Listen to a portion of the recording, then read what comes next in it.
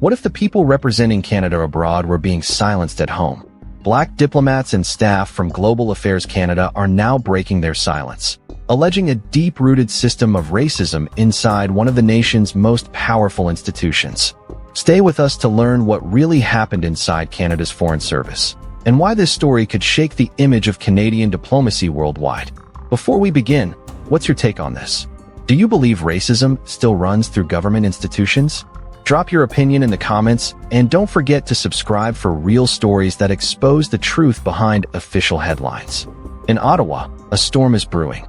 Madina Iltireh, a veteran employee who spent over 20 years managing Canada's foreign aid programs, stood before cameras this week and said, "I was representing Canada, but Canada did not represent me."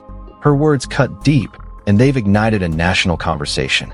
Iltireh, who is both Black and Muslim, claims she faced years of bullying and discrimination while serving at Canada's embassy in Kuwait. An internal investigation later confirmed that the ambassador overseeing the post had bullied her and adopted discriminatory practices. But here's the shocking part. This investigation only began after a court forced the department to stop dismissing her claims. According to the coalition that now represents dozens of Black public servants, Global Affairs Canada repeatedly rejected complaints like hers through internal panels, only for outside courts to later validate them. Yet, none of these employees received compensation. Nicholas Marcus Thompson, head of the Black Class Action Secretariat, says Global Affairs has become a mirror of a much wider problem across the federal public service. "There's a system to report discrimination," he said, "but that system blocks it. Workers are silenced, and while they're held back, their superiors rise." Let that sink in for a moment. A system designed to ensure fairness may actually be protecting the abusers. And here's the part that Global Affairs doesn't want you to know. At least 3 more employees have confirmed similar experiences, including one who accused a senior executive of physically assaulting staff. In response, the department has launched reforms under the Future of Diplomacy initiative, aiming to create a more merit-based and inclusive culture.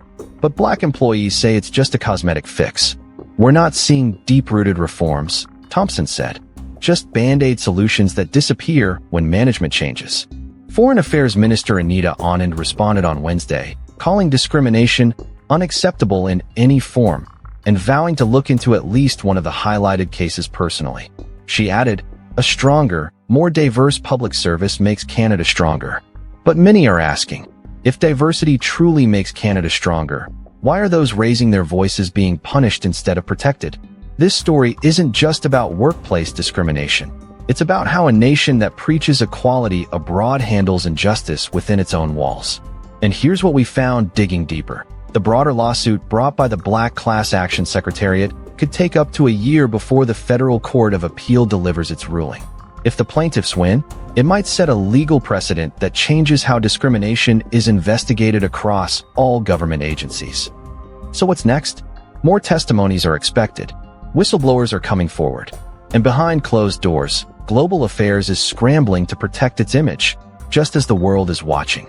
Stay with us until the end of this series, because we've uncovered new, exclusive evidence about how some internal complaints were erased before they ever reached investigators.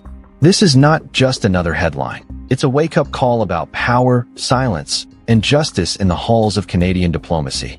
Call to action. If you believe transparency matters, hit like, comment, accountability now, and subscribe so you don't miss the next part of this ongoing investigation. Did you know that over 95% of our viewers aren't subscribed to the channel? We totally get it, life gets busy, and sometimes it's easy to forget. But here's the thing. Subscribing is completely free, and it really helps us keep creating the content you enjoy. So why not hit that subscribe button and join our community? It only takes a second, but it makes a world of difference to us.